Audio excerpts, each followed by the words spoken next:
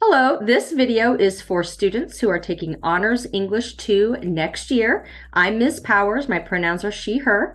Another teacher who is not able to be on this video today is Mrs. Skoglund, and I bring greetings from her, and then I'll allow Ms. Van Kyken to introduce herself.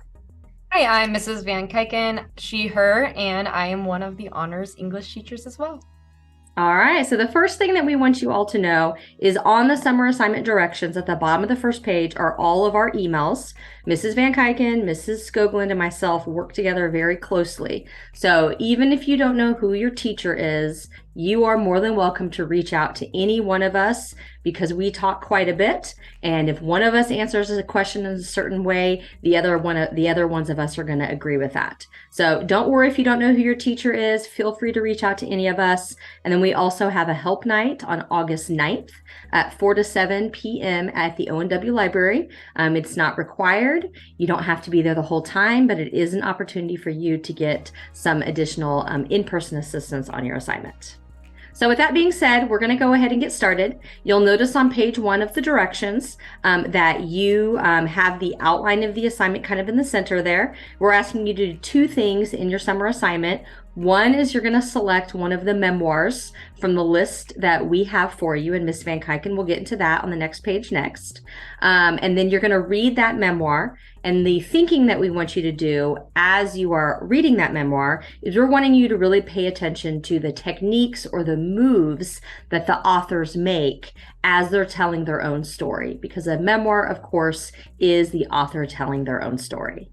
You will see that once class starts, the work that you do in the summer assignment is going to help you not only in the reading tasks that we do, but also the writing tasks. And we're going to be doing some narrative writing. So with that, we're going to go ahead and let Ms. Van Kyken talk a little bit about the reading. All right, so on the second page of your assignment, you are going to find the list of the 5 memoir titles that you are getting to choose from to read this summer.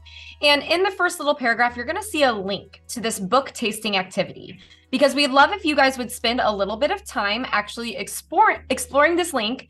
It has some summaries for each of those novels. It also has some important information, the length, the publish date, and that information is just going to help you make a decision on the memoir that is best for you to read over the summer. So take a look at that, get that memoir in your hands early in the summer, and make sure that you start reading.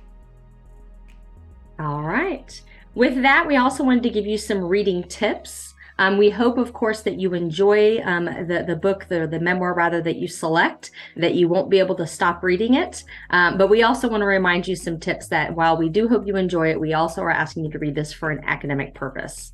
So these tips that are outlined here are pretty common sense, but really good things for you to remember as you're reading this in the summer. Think about your environment.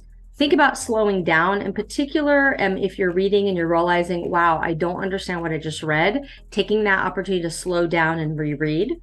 Monitoring your comprehension, reaching out and asking for help if you need it. And of course, kind of thinking about, hey, the time that you have and the amount of work that you have and trying to plan that out. So sit down with that calendar, put in the camps and your work schedule or any of those other things that you have going on and plan around those things so that you can enjoy your summer, but also not be trying to finish up your summer assignment the night before school begins.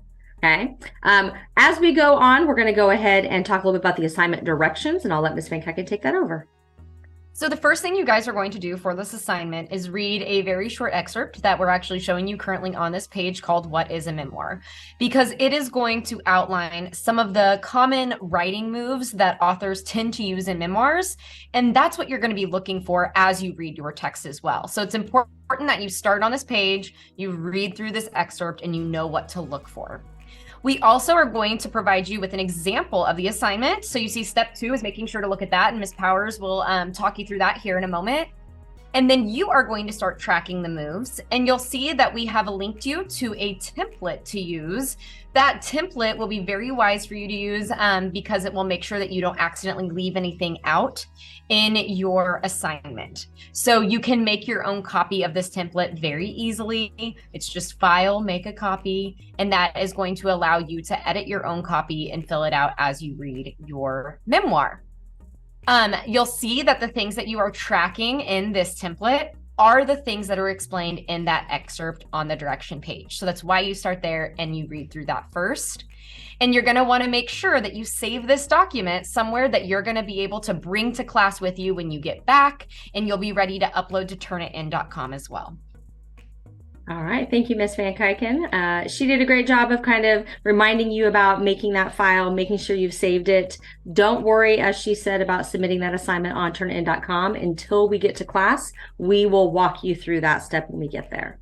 So I wanted to provide you an example of what a good tracker looks like. So what we did is we went ahead and we found a very, very, very short memoir. And that memoir is called 11 by Sandra Cisneros. This is actually an excerpt of a larger piece. And you can tell here that this memoir is a mere 22 paragraphs long. It's about 2 pages. So what I would really suggest is you take a few minutes to read through this short memoir. Okay, this is about the author's 11th birthday and how she kind of felt as she was turning 11. So what we did is we went ahead and did that assignment based on that shortened memoir. Obviously, your memoir is going to be much larger. There's going to be more options for what you could put into each space on the template, but you still can get the idea. So as I went through here, we revisited the beginning. I summarized the beginning of that memoir and then explained how well it engaged the reader in the story. And just kind of going through each one of these, going back to that memoir and finding good examples of each one of these moves the authors makes. You'll notice the middle 2 sections are really just finding examples of the authors using those moves. There's no commentary from you required, but we will use these examples once we get to class.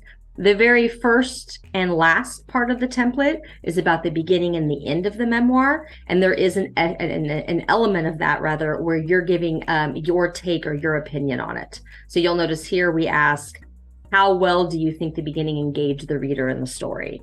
Okay, and the ending we ask, explain what this showed you about the significance of the story. So in those, we're looking for your opinion, but also some evidence to support that with the summary of the beginning and the end. With that, we're going to go ahead and take a look at the rubric. So you'll notice that we have a rubric that aligns with the template and the tracker itself very well. And we always want to show you guys ahead of time kind of what we are looking for when we go to assess it. So these 4 things align with the 4 author moves and what we are looking for you to enter into that tracker.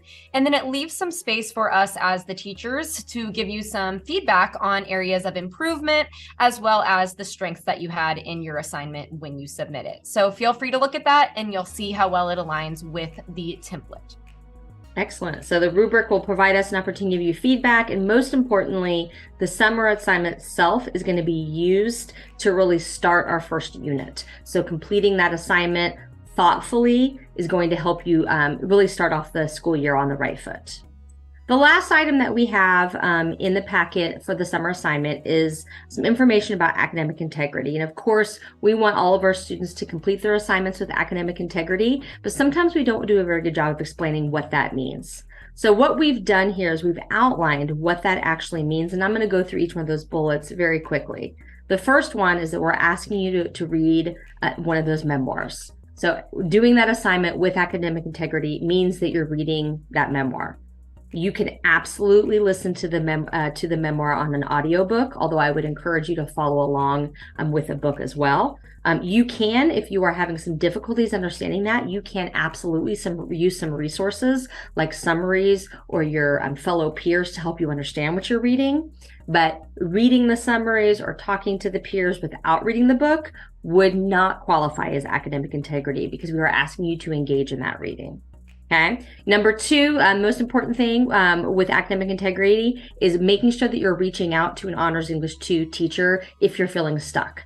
Okay. When students find themselves in situations of cheating or plagiarism, oftentimes there was a moment where they had a question and they didn't act on that question. They didn't ask for that help, and they ended up making some bad decisions based on that. Number 3, we want to make sure that your written work reflects your ideas and your skills. So on the tracker, there are parts of the tracker that are quotes from the book. Obviously, you're going to be quoting those. You're going to give the page number or percent. If you're reading a digital book and it doesn't have page numbers, but it has the percents, you're going to give that. Okay. For the items that where you're asking to give a summary, you're being asked to give your interpretation or your opinion. We want those to be your words and your thoughts. Okay. Second to last, we really want you to look at making sure that other students do not have access to your assignment. Okay. Every year we have at least one student who shared their assignment with another. Maybe they shared it via Google Drive, via email, or another method to help that other student out. And that other student made a poor choice in copying that. Protect your work. If you have a friend that needs help, sit down and talk to them about it. Do not give them access to your file. And then lastly, we want to remind you that you have a ton of digital resources that are available to you. Okay. Those resources can help you learn, but anytime you're using a digital resource to do the thinking or the writing for you, then you are engaging in academic dishonesty. So if you have any questions about what digital resources and how these digital resources can be used, don't hesitate to reach out. There are a ton of them. We want you to use them for learning, but we don't want you to use them as grade placement for learning. Anything else that you would like to add, Mrs. Van Kyken? I think you got it all. Okay. All right. Thank you so much. We are greatly looking forward to get to know you. If you have any questions, don't hesitate to reach out.